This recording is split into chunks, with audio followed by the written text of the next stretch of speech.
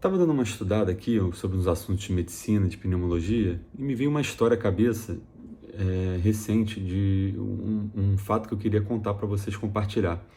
Me marcou muito, né? Foi uma coisa que aconteceu com um paciente meu, e cujo nome obviamente eu não vou citar, mas foi realmente uma história bem marcante, bem representativa para mim, é uma coisa que acontece com uma relativa frequência aí na nossa prática aí como médico, tá? Não só eu, como outros colegas. E é um paciente que alguns meses atrás eu atendi no consultório. Ele chegou lá, não conhecia ele, era a primeira vez, se apresentou. Eu comecei a fazer a anamnese, que é a coleta das informações da história do paciente, e fui perguntando de problemas de saúde. Perguntei, fulano, você tem algum problema de saúde? Você fuma? Não. Você tem bronquite? Não. Tem asma? Tem algum outro problema não respiratório? Usa alguma medicação? Tem alergia a algum remédio? E sempre me negou qualquer problema de saúde, né? Conforme a gente ia conversando, de vez em quando, eu comecei a perceber que ele apresentava uma tossezinha bem fina, né? Uma tossezinha como se tivesse algo preso aqui, né? Mas até aí tudo bem, podia estar só resfriado, né? E a consulta seguiu, eu requestionei, ele sempre negando o uso de bebida alcoólica, o uso de alguma droga, né? Faz atividade física, enfim, uma vida, e realmente ele era um rapaz magro, então uma vida bem saudável, a princípio jovem, a princípio sem nenhum problema a mais. Quando eu fui para o exame físico, fui examiná-lo, a parte fundamental do exame físico na pneumologia é a ausculta pulmonar, um dos pilares, né? E aí, quando eu auscultei o pulmão dele na região do dorso, eu notei que tinha um ruído fino nas duas bases dos pulmões, né? Achei aquilo estranho, mas falei assim, deve ser alguma coisa que ele está tendo aí reacional, alguma virose, né? Alguma infecção de vias aéreas inferiores ou superiores, reativo, e não dei tanta importância. A oximetria, que é aquele aparelhinho que a gente bota no dedo para ver a oximetria, qual é a porcentagem de oxigênio no sangue, a saturação de oxigênio no sangue, estava entre 99% e 100%, absolutamente normal. De qualquer forma, eu solicitei uma radiografia, né, um raio-x de tórax e um exame do sopro, espirometria ou prova de função pulmonar, que é um exame, nada mais é do que um exame que o paciente sopra diversas vezes e com isso você estima uma capacidade da função pulmonar, ver como é que está a função do pulmão, se ele está entrando bem o ar, se está saindo bem o ar e etc. Né? Mais ou menos 2 meses depois, ele retornou essa consulta, trazendo esses exames que eu tinha pedido, de raio-x e da espirometria do sopro. O raio-x estava normal, não tinha nenhuma alteração, e a espirometria mostrou um distúrbiozinho leve, compatível com asma e bronquite. Ele sempre tinha me negado tudo. Eu achei que ele podia já ter alguma coisa da infância que ficou por aí, mas ele não sentia falta de ar nem nada. Eu orientei ele, falei, olha, você toma aqui, eu prescrevi para ele aspirar uma bombinha, se ele tivesse alguma crise de falta de ar, e liberei ele, ok, qualquer coisa você me liga, volta aqui, e estava com o meu contato, e tá legal. Cerca de mais ou menos uns 3 meses depois, esse paciente retorna para mim. Ele veio com uma história, falou que tinha tirado férias, que não estava se sentindo mais tão bem, às vezes sentia uma faltazinha de ar, que às vezes estava usando essa medicação inalatória que eu passei. Beleza, aí eu fui reexaminar ele, né? Eu já tinha até esquecido que ele tinha essa alteração, mas aí eu vi no prontuário ali, e eu percebi que essa alteração pulmonar estava um pouco mais intensa do que a alteração que eu tinha visto antes. E a saturação do oxigênio, que antes era 99, 100, agora já estava 94, 95. Eu falei, opa, não é normal. É normal, mas para ele, o padrão dele de 99, 100 estava mais baixo.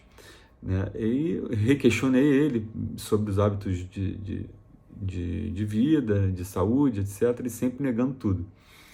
Né? Ele até ficou meio aborrecido comigo, porque eu estava insistindo muito nessas perguntas, né? E ele, não, doutor, poxa, já falei que eu não tenho nada. Ok, tudo bem. Mas, como tinha dado essa alteração, isso me alertou de alguma forma e eu resolvi pedir uma tomografia computadorizada do tórax, que é um exame muito mais específico, vê muito mais alterações no pulmão do que um simples raio-x. Pedi para ele e falei para ele retornar logo para a gente ver o que estava acontecendo. Passou um mês, ele não apareceu. Passaram 2 meses, nada. No terceiro mês, mais ou menos, eu recebi uma mensagem, não dele, mas de um colega médico de um hospital que a gente trabalha em comum. E ele me falando, André, eu tô com um paciente aqui, você lembra de ter atendido aí no seu consultório esse paciente? Eu falei, não lembro, ele me citou assim, rapidamente eu me lembrei. Eu falei, lembro, era isso, pedi uma tomografia. Ele falou, olha, ele não tem uma notícia muito boa para te dar não, ele chegou aqui na emergência com uma saturação de 85% no oxímetro. Opa, como assim? Peraí, agora, né, o bicho pegou. Porque o que era antes uma saturação de 99, estava 94, agora estava 85. Eu já percebi que tinha alguma coisa mais grave ali acontecendo com ele. Ele estava precisando botar rapidamente oxigênio. Eu falei, orientei, falei, bora, vamos fazer tomografia e pra gente ver como é que tá o pulmão dele rapidamente para poder agir. E terminei meus atendimentos, que eu estava ocupado ali no momento, e depois não me deu mais notícia. No dia seguinte eu estava de plantão nesse mesmo hospital, aproveitei e fui dar uma passada no leito, onde estava esse paciente. Ô, fulano, e aí, como é que você está? Só que no momento que eu entrei no leito, ele estava completamente abatido, com uma máscara grande de oxigênio no rosto, me assustou. E com a respiração bem ofegante, assim, cansado, entendeu? Eu nunca tinha visto, das 2 vezes que eu tinha visto ele em consultório, ele não estava assim, então aquilo ali me assustou bastante. E eu corri para ver a tomografia dele. Quando eu abri a tomografia, tinha uma lesão assim, muito feia, nos 2 pulmões. Um sinais de pneumonia grave assim, nos 2 pulmões, um aspecto como se fosse uma pipoca gigante. E aí nisso me despertou na hora que eu olhei a tomografia, eu falei, isso aí é uma lesão muito comum associada a cigarro eletrônico, que é chamada EVALI. Voltei para ele correndo e falei, fulano, fala a verdade para mim. Comecei a pressionar ele. Você fuma? Você já fumou? Ele, poxa, doutor, eu fiquei com vergonha de falar porque eu sabia que você ia me dar uma bronca. E realmente eu fumo cigarro eletrônico. Quantas vezes você fuma cigarro eletrônico por semana? 3, 4 vezes por semana, várias vezes ao dia. Eu falei, nossa, não acredito. Por que você... Aí falei com ele, mas não podia dar muita bronca, coitado. Ele estava lá no hospital. Eu falei, mas por que você não falou isso? Se você tivesse falado, a gente podia ter evitado uma coisa maior, a gente podia ter tratado você logo, podia ter te auxiliado a parar de fumar isso logo, te alertado dos riscos. Bom, conclusão, expliquei para ele que agora ele ia ter que fazer uso de antibiótico forte, de corticoides fortes, de medicações que podiam ter efeitos colaterais, e foi o que foi preciso. Conclusão disso tudo, o paciente ficou internado quase um mês no hospital, foi entubado, foi quase entubado por 2 vezes e teve alta. Na hora dele ter alta, graças a Deus ele conseguiu sair, mas não muito bem, razoável, assim, para casa, ainda tinha um pouco de falta de ar, mas todo atrofiado, os músculos, precisou de fazer muita fisioterapia depois. Hoje em dia ele já está bem melhor, já melhorou disso. Mas por que eu contei essa história? Essa história, qual é a moral dela? Ela tem 2 lições que eu tirei. Uma delas é, nós médicos, uma lição para os médicos, nós nunca devemos subestimar o exame físico do paciente, A gente tem que sempre dar valor, tanto ao que o paciente fala, obviamente, mas também o que a gente está... O exame físico é muito importante, os exames complementares, eles são complementares. Então, a maioria da nossa hipótese diagnóstica a gente faz quando a gente está no exame físico. Então, nesse caso aí, já tinha me alertado alguma coisa.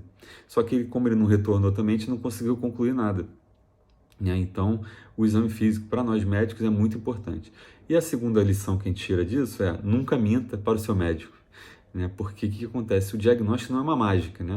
Para você fazer um diagnóstico, você precisa ter informações concisas do paciente, tem que te passar as informações do que ele está sentindo, você tem que ter o seu exame físico bem executado e você tem que ter a expertise do médico, experiência, expertise, conhecimento.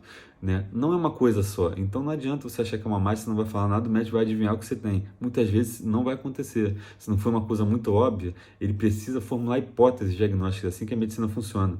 Para ele formular hipóteses diagnósticas, ele precisa da informação que o paciente passa para ele, o que ele está sentindo, há quanto tempo ele está sentindo, como ele está sentindo, se predomina em uma parte do dia ou não.